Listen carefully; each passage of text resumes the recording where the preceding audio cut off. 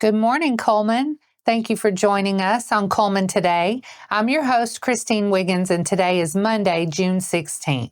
Coming up on Cullman Today, Rock the South press conference, local businesses and residents prepare for Rock the South, and a planned road closure. All of this, plus sports, weather, and more.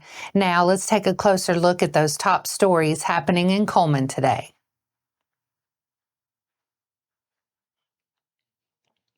Rock the South will take place next week in Cullman County, and local officials held a press conference at the Cullman County District Attorney's Office on Friday to discuss safety. Cullman County Sheriff Matt Gentry, Cullman Police Chief Joey Duncan, and District Attorney Champ Crocker were present.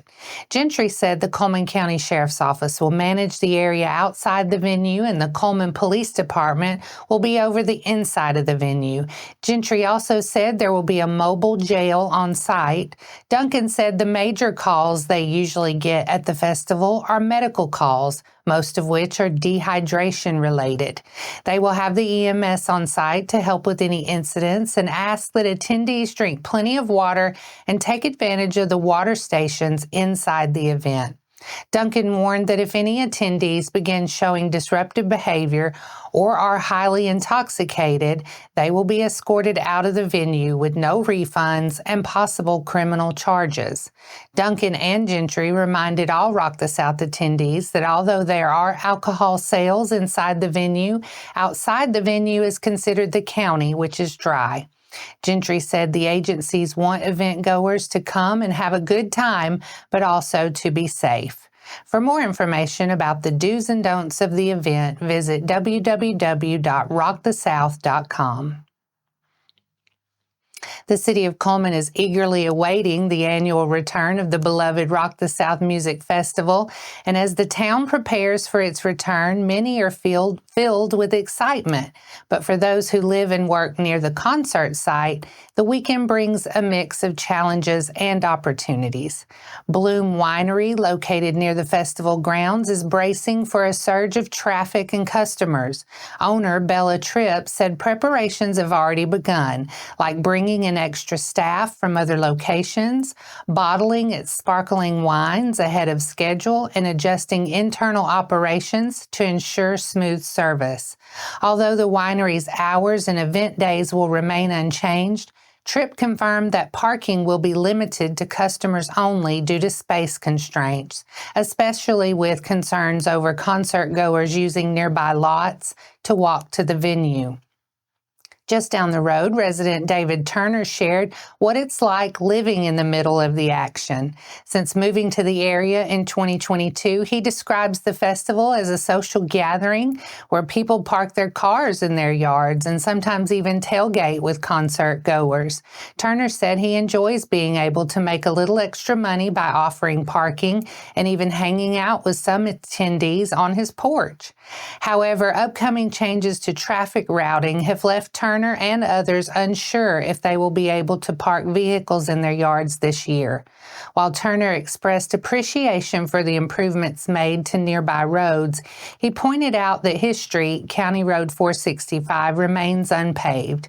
Despite the inconveniences that can come with the concert, Turner appreciates the sense of unity that forms among residents during the festival weekend.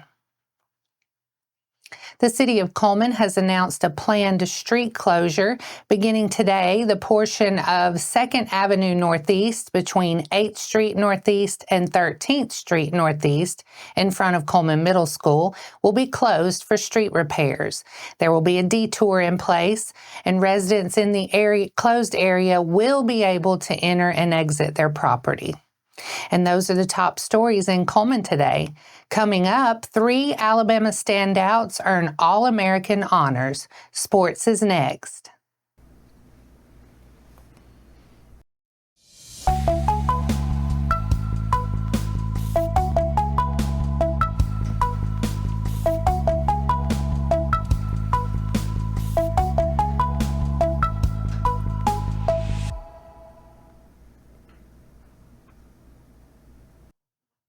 Welcome back. Three Alabama baseball standouts, Justin LeBron, Carson Osmer, and Cade Snell, have been named second-team All-Americans by the American Baseball Coaches Association. For LeBron, this marks his third All-American honor of the offseason and sixth overall. He started all 59 games at shortstop, leading the SEC in RBIs and ranking 10th in home runs. Osmer served as Alabama's closer, earning 17 saves, the most in Division I this season, along with a first-team All-SEC selection. Snell, the Tide's everyday left fielder, posted a .363 batting average, ranking fourth in the SEC and leading Alabama in hits and on-base percentage. All three were also named to the ABCA first-team All-Southeast region earlier this month. And that wraps up sports for today. After the break, Nerf War returns for summer 2025. ALEA announces updates for CDL applicants. CHS Class of 1965 reunites for anniversary. And Cullman Police Department welcomes new officers.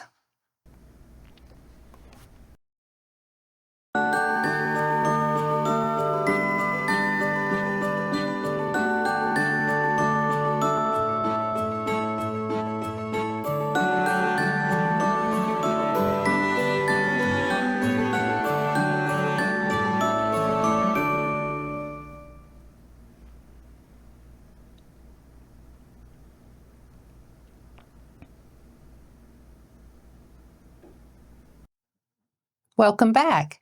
Now it's time to speed things up with a news rundown. 4 stories in under 4 minutes. Cullman Today's Annabelle House brings us this first story from the battlefield of a Nerf War. The foam was flying this weekend as the community-wide Nerf War returned for its second year, hosted by Cullman Parks and Recreation. Held on Saturday, June 14th, at the newly opened Omniplex, the event drew nearly 100 participants, almost double the number from last year's debut. What started as a small idea inspired by a social media post has quickly become one of Cullman's favorite summer traditions.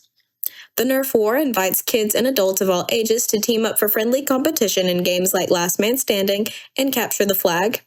This year's event moved indoors to beat the heat and featured air conditioning, referees, and strict safety rules, creating a fun and welcoming environment for the whole family. Thanks to the growing turnout and enthusiastic feedback, organizers say the event is here to stay. And if you missed the action, there's more fun on the way. Cullman Parks and Rec's next free event, Summer Movies at Art Park, takes place on June 20th with a showing of The Little Rascals. Showtime runs from 8 to 11 p.m., and like the Nerf War, it's completely free for the community. For more upcoming events, visit cullmanrecreation.org. This has been Annabelle Howes with Cullman Today. ALEA's driver's license division has announced 2 major updates impacting commercial driver license holders and applicants across the state. These changes, aligned with federal guidelines and safety priorities, are aimed at improving road safety and streamlining certification processes. As part of the implementation of National Registry 2 and in accordance with Federal Motor Carrier Safety Administration regulations, ALEA will only accept DOT medical certifications via electronic submission from authorized medical providers starting June 23rd. For CDL holders, that means that paper medical cards and online uploads will no longer be accepted. CDL holders can view or update their DOT medical card or self-certification by visiting www.alabamadl.alea.gov under the Commercial Drivers tab. Secondly, effective July 1st, ALEA will transition to the American Association of Motor Vehicle Administrators' modernized version of the CDL skills test.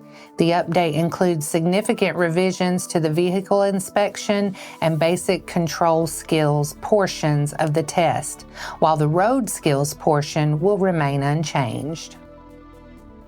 Let's go back to Annabelle for the 1965 Cullman High School reunion.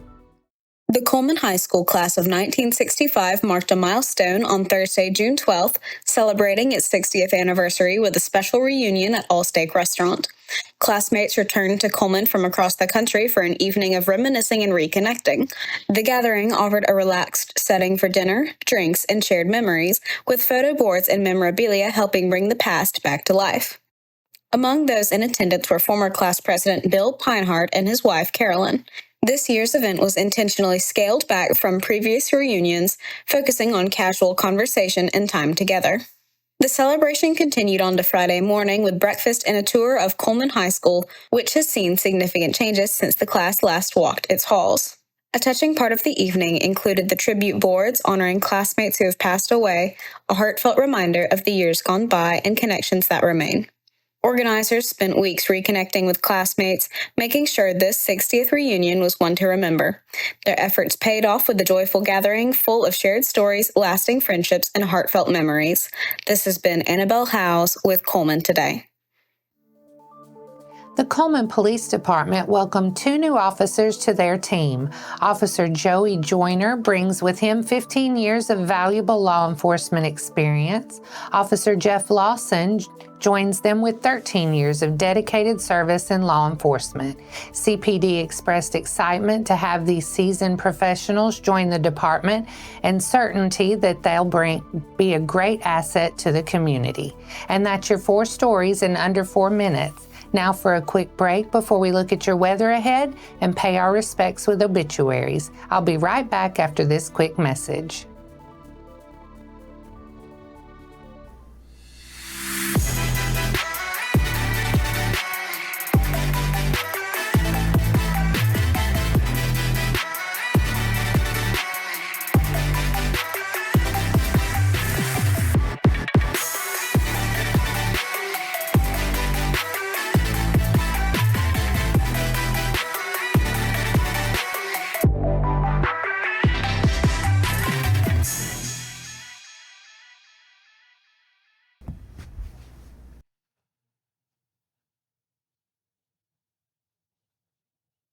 Let's take a moment to pause and remember those who have lost their lives this week.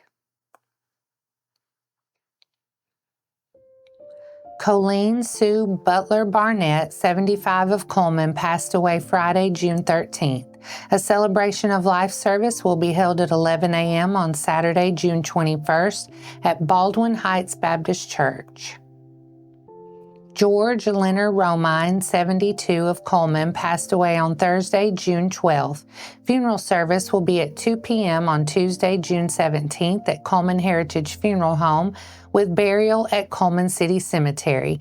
Visitation will be from noon to 2 p.m. on Tuesday, June 17th at Cullman Heritage Funeral Home. Michael Lee Simmons, 47 of Holly Pond, passed away Wednesday, June 11th. Visitation will be held Monday, June 16th from 6:30 to 9 p.m. at Moss Service Funeral Home. A celebration of life service will be held Tuesday, June 17th from 2 to 3 p.m. at Moss Service Funeral Home. Shannon Victoria Vicky Edgman, 54 of Cullman, passed away on Thursday, June 12th.